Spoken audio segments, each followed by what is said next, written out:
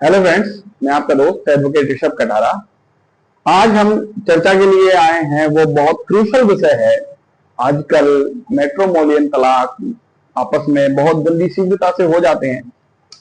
तो सबसे पहले हम चर्चा करते हैं कि निजता का अधिकार। निजता का अधिकार, राइट टू प्राइवेसी, आर्टिकल 21 में दिया हुआ है, जो कि रूलिंग है पुट्टा सिंह की 2017 में आई थी। उसके बारे में आर्टिकल 21 के अंतर्गत निजता के अधिकार को सम्मिलित किया गया है। अर्थात अगर हम कोई रिकॉर्डिंग कर लेते हैं, क्या उसको हम कोर्ट में पेश कर सकते हैं? फोन रिकॉर्डिंग्स को क्या एडमिसिबल एविडेंस माना जाता है कोर्ट में?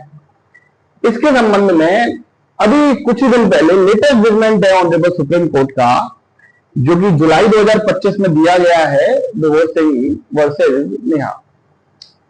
विभोर वर्सेज नेहा का जो जजमेंट है, उसमें साफ और स्पष्ट रूप से कहा गया है कि भाई किन चीजों को हम निजता के अधिकार में मानते हैं और किन चीजों को हम निजता के अधिकार से भिन्न मानते हैं।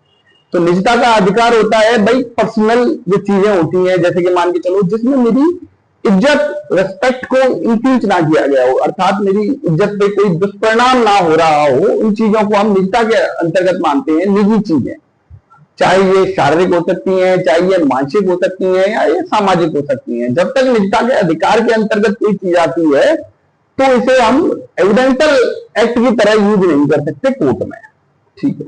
क्योंकि कोर्ट में अगर कोई पैरवी में कोई चीजें दी जाती हैं तो वो ऑन रिकॉर्ड्स आती हैं और ये डेफेमेशन का कॉज बनता है। लेकिन जुलाई 2025 में एक लैंडमार्क जजमेंट दिया गया है, विभोर गर्ग वर्सेज नेहा।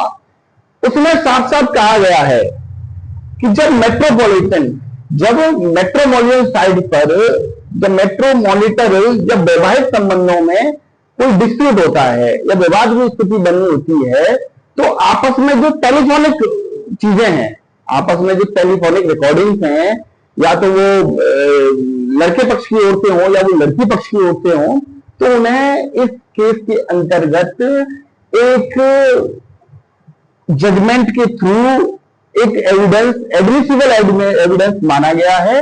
और आज के बाद हम जितने भी डिवोर्स केसेस हैं, जितने भी मेट्रो जो मॉडल साइज के जजमेंट्स हैं, उनके अंतर्गत हम इन्हें कोड कर सकते हैं। अर्थात इन एविडेंस को एडमिसिबल एविडेंस माना गया है, क्योंकि इसमें सुप्रीम कोर्ट ने यह भी कहा है कि जब चीजें ऐसी होती हैं, जब आपस में वैवाहिक संबंधों में दो जन रह रहे होते हैं, तो यही जो होते हैं, ऐसे एविडेंस को क्रिएट किया जा सकता है। इससे अतिरिक्त कोई एविडेंस बन ही नहीं सकता, इसलिए इनको एडमिसिबल माना गया है। तो इस प्रकार के जो केस लॉज हैं, जो हम आपको बताते हैं, ये बहुत इंपॉर्टेंट केस लॉज हैं। आप इनकी ओर ध्यान दें। जो भी लॉ से रिलेटेड हैं, जर्नल में सामाजिक जो व्यक्तित्व हैं, उनको ये समझ लेना बहुत आवश्यक है। बहुत छोटे से बहुत बड़े जजमेंट को हम बहुत छोटा रूप में आपको बताते हैं, जिससे आपको ये चीजें अवेयरनेस सही रहे। क्योंकि हमारे कस्बे रूपबाज में अवेयरनेस की बहुत अत्यधिक कमी हमेशा बनी रहती है। जजमेंट की बात नहीं कर रहा, बहुत सारी चीजों के अंतर्गत। किसी चीज पर आपको अगर वीडियो चाहिए तो उसके लिए भी हमारे आप लिंक पर कमेंट कर सकते हैं। हमारे चैनल को आप सब्सक्राइब करें अगर आपको ये पसंद आता है, और आगे आप ऐसी वीडियो देखना चाहते हैं तो हमें आप सजेशन दें। बिल्कुल, धन्यवाद।